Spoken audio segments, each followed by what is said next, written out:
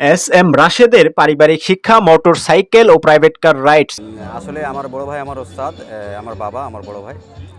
তো যেহেতু আমাদের ফ্যামিলি প্রফেশন এটা, তো তেমন একটা হয়নি, ভয়ভীতি কাজ করে নাই। ফার্স্ট আমি প্রথম প্রদর্শনী করেছিলাম 2003-এ। 1962 সালে তার দাদার হাত ধরেই প্রথম 3 পুরুষের এ পেশা চালু হয়। বাণিজ্য মেলায় 10 মিনিটের একটি শো দেখিয়ে থাকেন এস এম রাশেদ, যা দেখার জন্য 50 টাকায় টিকিট কেটে ভেতরে প্রবেশ করতে হয়।